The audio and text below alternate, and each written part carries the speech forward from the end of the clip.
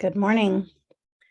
Some of you have probably heard about how Gen Z, which is generally defined as people born from 1997 to about 2010, showed up to vote and made a difference in this past Tuesday's midterm election. Today, I want to tell you a story about a UU Gen Z 14-year-old who has been making a difference for at least 7 years, half his life now, and long before he was old enough to vote. Excuse me.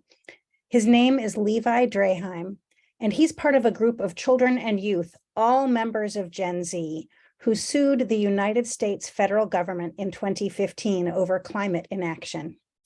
Levi is the youngest member of the culturally diverse group of Indigenous, Black, white, biracial, and LGBTQ+ youth from around the country who have seen firsthand the disrupting effects of climate change and decided to do something about it.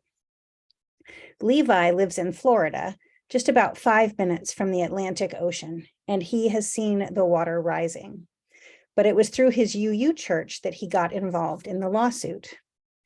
The court case called Juliana versus United States is the subject of a documentary made in 2020, and just last month, the UU World magazine had an article about the case. UU World also ran a profile of Levi back in 2018 when he was 10 years old. And that article says in part, how the Draheims live is what inspired them to get involved with Juliana versus US in the first place. They are a family of grassroots environmentalists who attend the Unitarian Universalist Church of Brevard in West Melbourne, Florida. That's where they met the Reverend Dr. Gregory Wilson, an organizer with the UU Ministry for Earth, an environmental justice group based on the 7th principles respect for the interdependent web of life. Reverend Dr. Wilson told Levi's mom, Leanne, about the work of an Oregon-based nonprofit called Our Children's Trust and its plans to sue the US government to gain constitutional protection of the environment on behalf of young Americans. The group was looking for a kid from Florida to join minors from Oregon, New York, Alaska, and Hawaii in the suit. Levi Draheim, who regularly plants sea oats, cleans up beaches, and is homeschooled using a sustainable environment curriculum, seemed the perfect fit. Levi said, my mom asked me if I would like to be a part of it. I said, yeah, I found it really cool that there were other kids involved. The kids in the lawsuit allege that by knowingly contributing to climate change for more than 50 years, the US government has violated their Fifth Amendment constitutional right not to be deprived of life, liberty, or property without due process of law, and also the public trust doctrine, which holds the government responsible for the protection and maintenance of shared natural resources. Their court case has hit some roadblocks, but they haven't given up. Levi said in that documentary, we're never going to give up until we get climate action. Levi is the perfect example of why I don't say the children are the future of the world or the nation or even our congregation. They are part of the future, but they are also our present, already here, already making a difference, whether in big ways like Levi, or by voting as soon as they are eligible, or in more subtle but still very important ways like helping those of us from older generations to see things in new ways. May we all honor all of the generations present in our beloved community and what we can create together. I don't know about all you, but I feel like Unitarian Universalists across the country are breathing a sigh of relief after the midterms. We're still waiting to hear about the House and the Senate, but the extremist wave that was making my stomach feel sick every time I thought of it did not happen. An email from UU The Vote stated, the wins from value-based campaigns in the 2022 midterms are revolutionary. Many ballot measures rooted in democracy, dignity, bodily autonomy, and liberation won by double digits. And many that sought to further marginalize and oppress, we defeated. Yeah. Reverend Raphael Warnock was quoted as saying, "A vote is a kind of a prayer about the world you want to live in." A vote is kind of a prayer about the world you want to live in. As I thought about this service, not knowing what our spirits would be like on this Sunday following the election, I turned to music. The worship and the small group theme for this month is change. And songs to words often get spontaneously stuck in my head, and the Bob Dylan song that we just heard immediately landed in my ear and became an earworm as I thought of this theme. We'll use that song, which we just heard, as the framework for my words and reflections today. Before I begin, though, I'm wondering how many of you heard that song for the first time today? All right, excellent. Hey, Araya, have you heard that song before? You have? All right, so we got one. Woo! How many of you heard it when it originally came out in 1964? Okay. And I'm assuming the rest of you heard it through parents or friends or at folk festivals or somewhere else.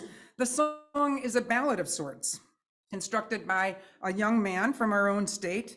He wrote the piece in 1963 during the backdrop when was the time of the Great March on Washington for Jobs and Freedom, with 250,000 people assembled at the nation's capital, where Martin Luther King gave his "I Have a Dream" speech. It was the time of Malcolm X and the Black Empowerment movement. And that was happening alongside of folk festivals with Peter, Paul, and Mary, and the counterculture hippie movement was growing. Kennedy was president. There was a churning in our nation. In a 1985 interview with Cameron Crowe, Dylan said, "This was definitely a song with a purpose. I wanted to write a big song with short, concise verses that piled up on top of each other in a hypnotic way." We all know songs unite. Writer David Remnick, who wrote an extensive article about Dylan published last month, says, "But so it is with music. It is of a time, but also timeless. It's a thing with which to make memories and the memory itself. Though we seldom consider it, music is built in a time as surely as a sculptor or a welder works in physical space. Music transcends time by living within it."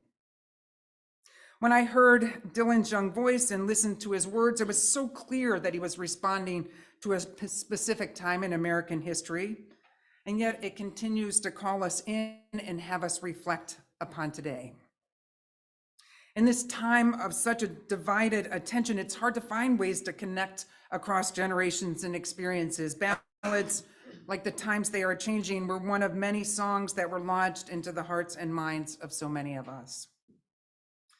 Dylan opened his song as a call to have us assemble around him and listen to the story he was about to tell. Come gather around, people, wherever you roam.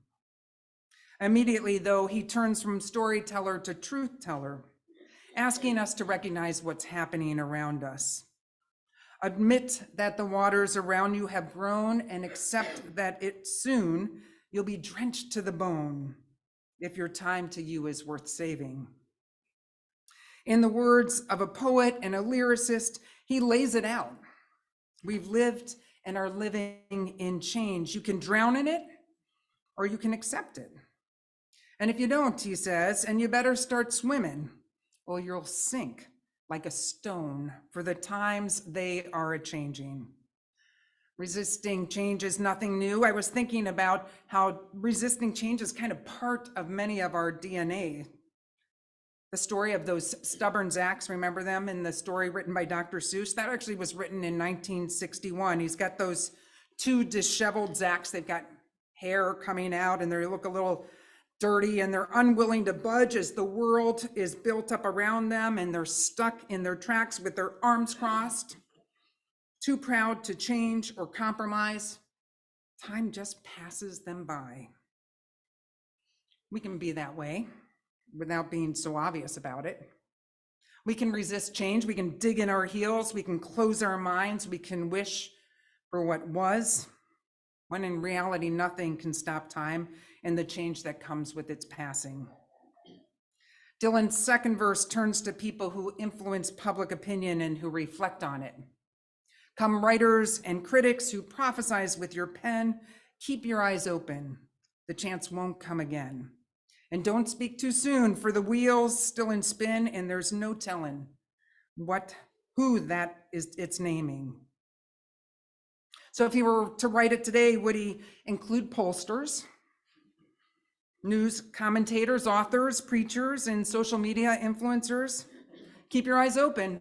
Don't speak too soon, for the wheel is still in spin. We've just lived through these projections of a red wave, a conservative pro-Trump wave where Democrats would be set back by years, and the analysis that is described it just too simply and narrowly when it's based on these color blue and color red parties, because today's world is just so much more complex. People frequently vote reluctantly in a two-party system. They wish the red or blue wasn't locked into symbolism of such larger values and to my own black and white thinking. Like single issue voters often discard a long list of opinions and past actions of politicians when they're just focusing on one core value or desire. And those of us who have marginal identities tend to pay close attention to the candidates who would deny or expand our rights as individual citizens and communities, defined by a certain characteristic, whether it's age, race, gender identity, or sexual preference, or class, etc. The truth is that the wheel is always in spin, and as long as we're alive, it's going to stay in spin. History is forever being created and repeated. It's unfolding, it's influenced, it's hijacked, it's rewritten, it's fought for and about. For the loser now will later to win, for the times they are a-changing. I don't know about you guys, but it's not hard for me to fall into this winner and losing camps. That's how we've defined our reality since childhood on. For much of us, for as much as we know about cooperation and what we can do together versus alone, so many of us are hardwired into competition, individualism, and keeping score. I read an article in our UU World that Diana referred to. It's a magazine that goes out to members of Unitarian Universalist congregations. And this article spoke about our inherent desire to win. It was written by Reverend Nancy McDonald Ladd. It's a rather dense piece. She's writing about religious liberals like us and our work for racial justice. Ladd starts her article with her reflection. This is not a game. We are not going to win. Recently, I heard myself say those words to myself and the leaders in the Racial Justice Task Force at the congregation I serve. Collectively, we're just about the best that a liberal church has to offer. Our racial justice leaders come from different backgrounds and different generations. We are learning and struggling at the intersections of class and race and gender and ethnicity. We are multiracial, though predominantly still white. We are committed. We are steadily advancing both in our own consciousness and our capacity to combat the injustices of the world. And still, even knowing that we are assembled and self-selected as people called to bring one liberal church closer to living out its own values, we have to be reminded that the way forward sure isn't straight. She continues, to the very best architects of an anti-oppressive future my congregation has to offer, I found myself declaring, nothing in the work of dismantling racism and imposing white supremacy is inherently doable. And nothing that you or any of us bring into this work will ultimately result in what you might perceive to be a perfect outcome, especially one so gloriously successful that people among us might line up to give the white people among us gold stars for our efforts. We're not going to win, she says. Gulp, deep breath. When I read her words, I knew she was speaking the truth. I brought the idea of winning to so much that I do and so much that I see. It's a way that when I think I'm not going to win, I tend to feel overwhelmed and shut down. This past week is the anniversary of the election 10 years ago when the Vote No campaign was defeated here in Minnesota. Remember that? The people voted and we won. Seriously, we won. It was amazing. I still get goosebumps when I just even say those words. My friend Jess's Facebook post reads, I woke up too early this morning, absolutely flooded with the memories of the election day 10 years ago when the Vote No campaign in Minnesota made our state the first to defeat a constitutional amendment to limit marriage equality. 20 times in 20 states, hate and fear had won. We fought the battle in a radically new way, based on shared human values of love and family, rather than abstract rights and fairness. In over 2 million phone conversations with people in every part of the state. She writes, my heart is overfull with scenes and conversations and all you beloved friends who work so hard with a combination of joy and genius, empathy and determination that made success seem inevitable in hindsight. That June, I started telling people, look, you need to believe me. I'm a historian. I can see patterns like this. What we're doing here is going to change everything. The political science textbooks we use this fall will need to be changed for the next semester because we're rewriting what is possible. I got a lot of eye rolls and laughing. Sure, Jess, and I laughed too, because I knew I sounded like some kind of pink-haired, manic, optimistic Cassandra. But when we had a visit from a woman from a successful marriage equality legislation campaign in New York, some asked her something she learned about herself in the course of that campaign, and she replied, I learned that I really like winning. Winning feels awesome, and I want to do more of that. And even though I was too worn from pulling 16-hour days right up until the polls closed to be at one of the big gatherings waiting for the results, and so I didn't get to share the wild joy and shock with all the people I'd grown so close to, I'll be the first to say that woman was right. Vote No taught me that I really like winning things I've worked so hard for, especially when they're won for the happiness and freedom of others. My darling, fearsome, amazing, inspiring comrades, I love you all. Thank you for being part of one of the best things I've ever done. Honestly, when I think back on my own life experience, I think this work with Jess and others was one of the best things that I and we have ever done.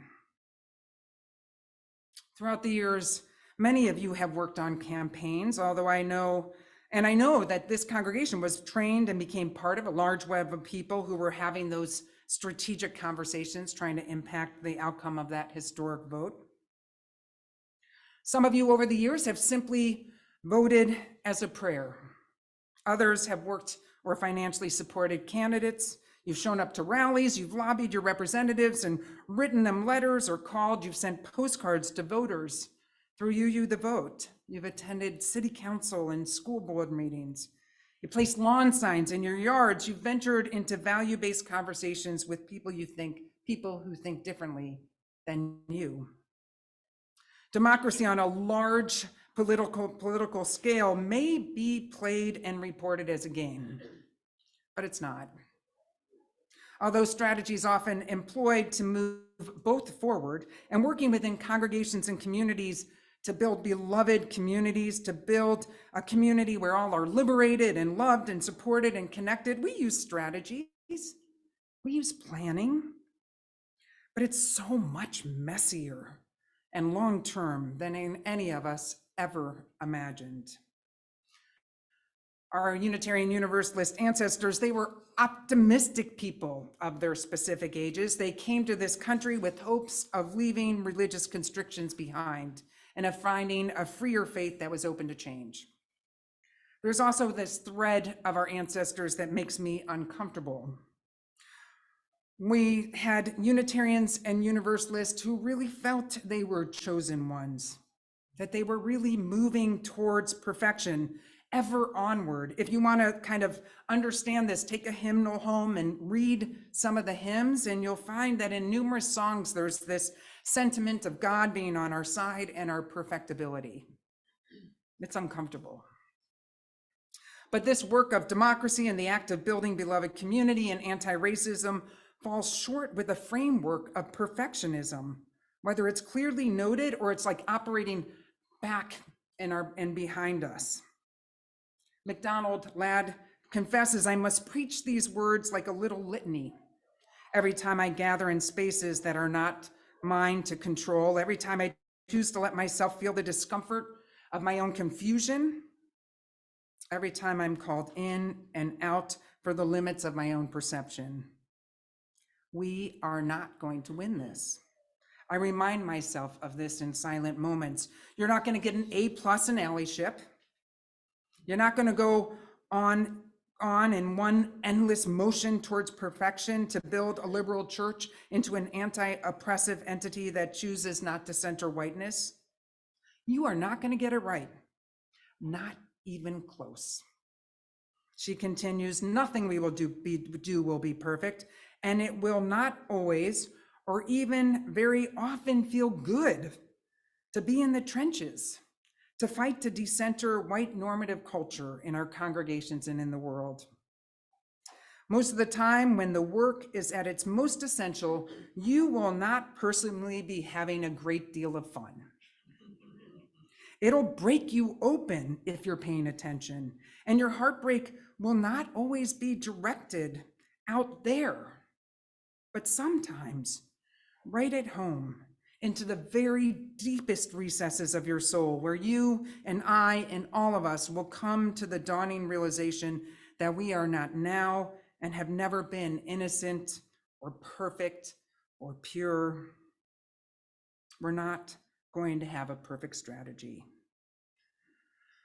I read that article a couple times, and each time I'm like, dang, that's a lot. But I need to just give you one more paragraph because I want you to see if this resonates with you. Ladd says that speaking from my own social, racial, and ethnic location, I can acknowledge that white people in a predominantly white churches generally do not like to play games where we cannot win. We don't like to follow strategies we cannot set. We don't want to enter into vulnerability, into work at which we will definitely not succeed. As white leaders in the liberal church, our historic theology and lived experience of privilege have doubly conditioned us to these tendencies. And it too often results in our retreat into defensiveness or resignation. Defensiveness and resignation. It's uncomfortable. I know this is actually true for me. I'm trying to overcome my own resignation. It often feels like this colossal psychological and spiritual task. She considers, however committed we may be to share liberation, white liberal church people too often fall back on the middle class comforts of privilege at the first lived experience of failure. Because we have subconsciously been taught that we are meant to be perfect, and our lack of perfection brings deep fragility to both our spiritual lives and our partnerships for justice. I don't like the word perfect, so you can try to reframe it in your mind if you want, but she's pointing at something in her history. That's why she's using that word. So Bob Dylan, this young 24-year-old, seemed to see through us, the us of his time. He called out certain groups in his stanzas, but we can hear each statement and see if it's speaking to us still. Come senators and congressmen, please heed the call. Don't stand in the doorway, don't block up the hall. For he who gets hurt will be he who has stalled. The battle outside, it's raging. It will soon shake your windows and rattle your walls, for the times they are a-changing. It's weird to read this now, right? After January 6th, prior to those images, the being blocked and the windows shaking and the walls rattling, these words were just a metaphor. Now it's an image that's forever etched in our memories. But in this verse, Dylan is asking those who run this country to stop stalling, to listen to the people, and to open up democracy. The battle outside is raging. King was declaring, "I have a dream." And so many Americans wanted that dream to become reality. We have come so far and fallen so hard as a society since then. Dylan couldn't have imagined the multitude of rage of the young, the marginalized, those whose bodies are often criminalized on sites because they are Black or brown. Decades of injustice, incarceration, poverty, coupled with this obscene gap between those who have and have not. Decades of laws that negatively impact democracy, dignity, body autonomy, and liberation have created this kind of sense of a tinderbox of despair and rage so great that we can all feel it at different times. But at the same time, as Diana was talking, there is hope. As she mentioned, it said that Gen Z is what kept the red wave from happening. The Center for Information and Research on Civic Learning and Engagement estimated that 27% of kids 18 through 29 voted in the midterm elections. Gen Zs are said to be issue-based. They're passionate about climate change and gun control, LGBT rights, racial and reproductive justice. They're not just studying these topics in social studies or in science classes, they are living them. Their global future and their personal future is in the hands of corporations and politicians. I read the other day, maybe you did too, that the average age of Congress is 58.4 years of age. It is the oldest in history, and it's true for both parties. And then we have this 2019 squad of 4 congresswomen making the headlines and bonded together. Representatives Ocasio-Cortez, Omar, Presley, and Tlaib. We have a newly elected Maxwell Frost, a self-identified organizer and musician, a young man who grew up in an immigrant family with his grandmother. His birth mother placed him up for adoption because she was caught in violence, crime, and drugs. One of his main organizing efforts was to help pass the initiative that gave over 1.6 million people with felony convictions the right to vote in Florida.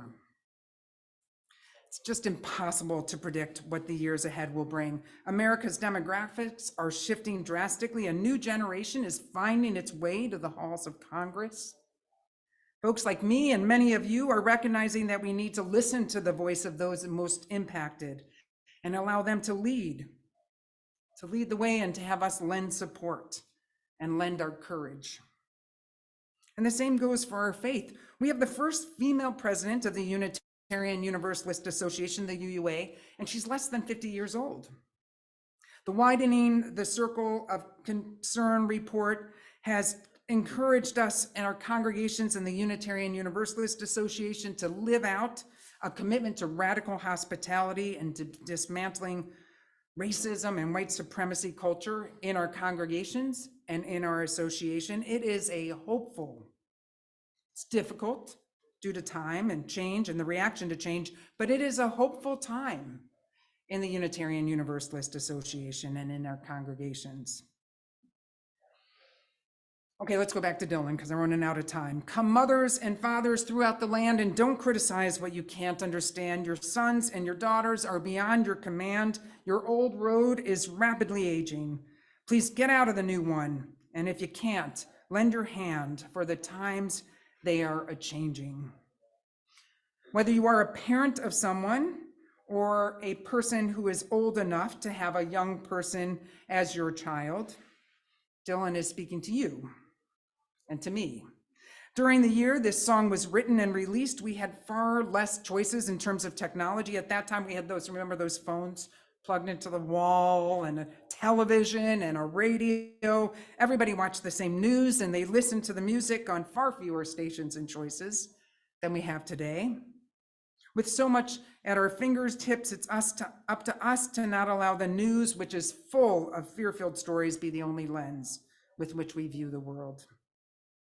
One of my walking buddies constantly frets over and despairs about the younger generation, and especially the youth. Sure, there's a reason to despair. There always has been and there always will be, but I beg you to not let that be the only story. Complicate your stories. Pay attention to the young people in your neighborhood, your stores, your libraries. Last week, my mom and I went to Roseville and had a cup of coffee at Barnes and Nobles, and I couldn't believe how many young people there were there. I really don't get out enough. They were having coffee, they were studying, they were looking for and at books, and they were buying them. There were individuals, there were pairs of all genders, young kids with parents. Just look for positive stories. Go to a play or a concert. Maybe some of our youth have concerts coming up in their local high schools, or go to a game. Volunteer if you can. Build relationships across generations here in this congregation if you can. Don't allow negative stories to create generalizations that negate whole generations or groups of people. No age is worthy of such an opinion. Dylan asked that the generation that raised him and his friends to either get out of the way, get out of the new road, or else lend a hand. And once again is his reminder of change. He kind of hits his poetic stride in the final stanza. The line is drawn, the curse is cast, the slow one now will later be fast. As the present now will later be past, the order is rapidly fading. And the first one now will later be last, for the times they are a-changing. Moet Puva, a young creative writer and music producer from the West Coast who professes that he doesn't even like folk music, gave a raving review of this song. He says the last stanza shows the universal and perpetual nature of change. Dylan notes that the change of the present will soon be the past. All the things he said earlier will soon apply to what we know as the present. Dylan poses this existential question of accepting change to everyone. This existential primary reality of humankind is that change is constant. We've always known that. Dylan, previously Robert Zimmerman, was raised in a Jewish family with his parents from present Ukraine and Lithuania. He had a faith journey that took him from being a devout Jewish in a devout Jewish household to a born-again Christian, and then back to Judaism. The studio album named after this song includes a title called "With God on Our Side," which gets to the heart of American exceptionalism and the legacy of manifest destiny, when those early settlers believed that God wanted them to settle this land, even if they had to wipe out people in order to do so. The words in his last verse echo those of the Gospel of Mark 10:31. But many that are first shall be last, and the last first. Dylan was young, unguarded, and knowledgeable, and he had a lot that he wanted to say. One art critic called him a youthful wise ass. Sarah Palatoni, a young woman from Brooklyn who describes herself as a writer, broadcaster, and food service professional, tells us to consider it an American hymn written by one of America's finest religious fanatics. I've included a few classic, well-known justice-seeking songs in our service today, and I hope that you and we will continue to find music to be a source of joy and connection, of truth-telling, and a source to challenge us to connect more deeply with one another and with the universe. May it be so.